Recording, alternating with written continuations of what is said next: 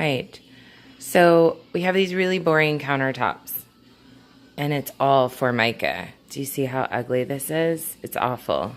And these ugly cabinets. So we're renting this house, so I don't want to do anything permanent, but I really want to eventually have a backsplash and granite countertops, maybe marble, whatever. But in the meantime, we're going to do a temporary fix. And I bought this really cool stuff. Do you see? And it's like contact paper. It's peel and stick. Bought it from Hobby Lobby it was on clearance for like $6 for a roll. So literally 2 rolls have done, here, go this way, have done all of this backsplash. And then this small area right here. I'm going to show you guys what it's like when I'm done. I've taken off the switch plate cover. It's 2 small screws. And then I'm going to put some up. So the tricky part is matching up the pattern, because it looks like an easy pattern to match, but you definitely have to match the pattern. So let's see. I'm going to put you right here. And should be able to see what it is I'm doing. Alright. Now, there's definitely, you can go backwards with this, but honestly, you just have to pick which way you're going and then stick with it, because the pattern has to stay the same. So, let's see. Where's my... So you're going to need a razor blade. I'd prefer one with a guard on it, but this is all my wonderful husband left me, so it is what it is. You also might need a tape measure to go ahead and measure out those really tricky spaces, like right in here.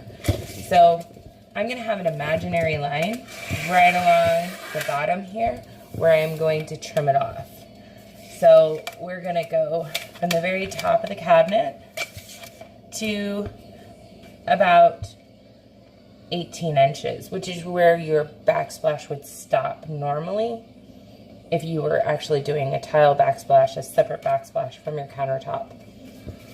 But we are stuck in the 80s or early 90s on this lovely Formica.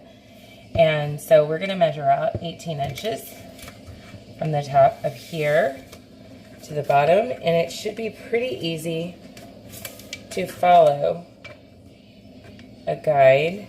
There we go. And you're just going to mark your spot. Make sure this lays flat so you get a good measurement.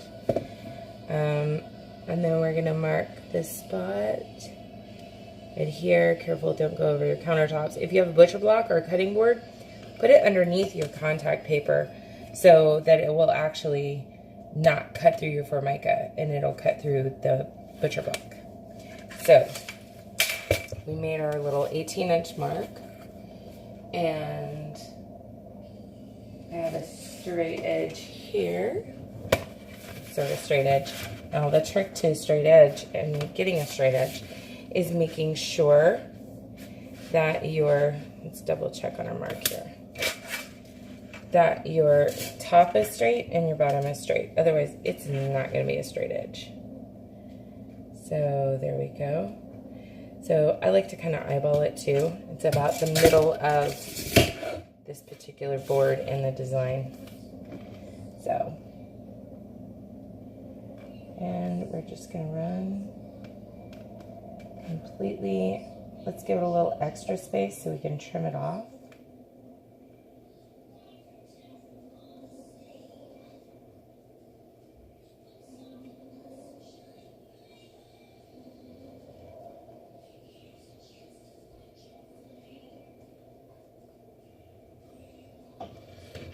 All right, and that should have given us, oh, yep, see, perfect. Give us a nice little crisp edge there. And it's supposed to, I don't think I went hard enough. That's the problem when you don't have a cutting board underneath. So let me get a cutting board.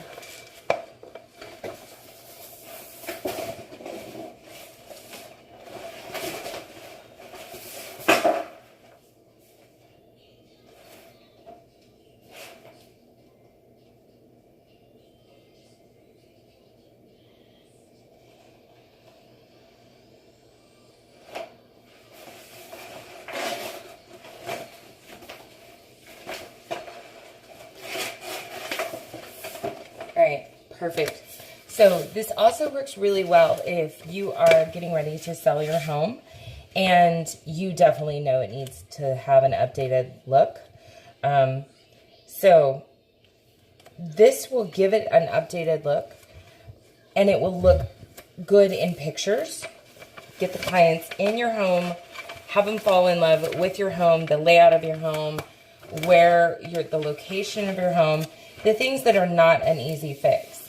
And then once they see it, they'll be like, oh, I really like it. Or they'll be like, I hate it. But you know what? We can redo it ourselves and do what we want to with it. So let's buy this house, honey. And honestly, it's not going to cost you anything. This whole kitchen cost me $12. And I'd say all total about 3 or 4 hours to do. You want to make sure and go all the way up underneath the cabinet. And I start from, if it would quit blowing in here. I start from the side, so you get that crisp edge, but also you can work out the bubbles. So this is the tricky part, is getting it started. Once you get it started, golden. But getting it started, that's the hardest part. Isn't that kind of with everything, though? You're like, yeah, really, Christy? It's kind of with everything. First try. Did it go in the first try? Now, if you don't get it straight the first time, all your boards are going to be at an angle. Because this is a pretty straightforward design. So definitely don't want that. Now, just smooth a little bit at a time. If you have a credit card, that works really well.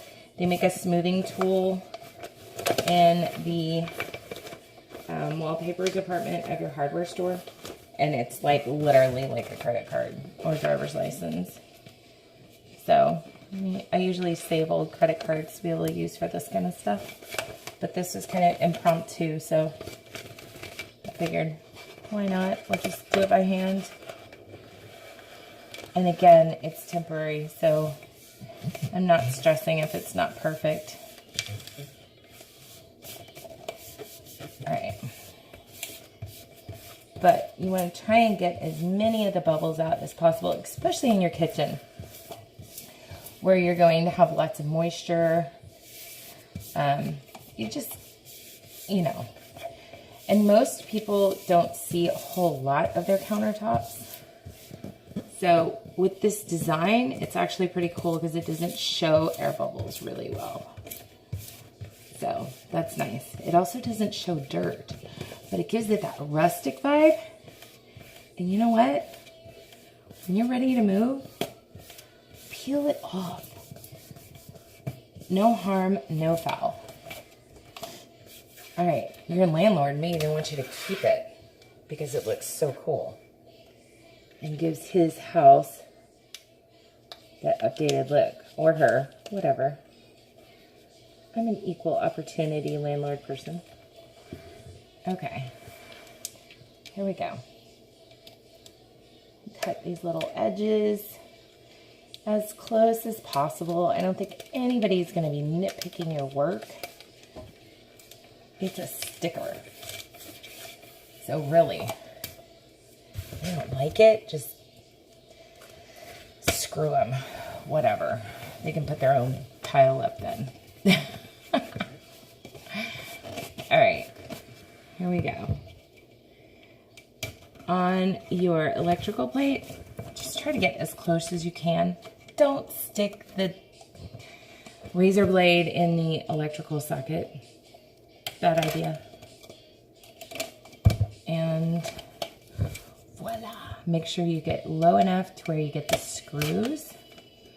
And that'll give you a really crisp, clean edge on your switch plate. All right. So I'm going to trim this one up a little bit more so we get our screws. All right. There we go. And there you go. And just repeat that over and over till you finish your backsplash. Now, I'm going to paint my cabinets. My landlord said I could. And put some hardware on them. And I'll show you guys the finished project when I'm done.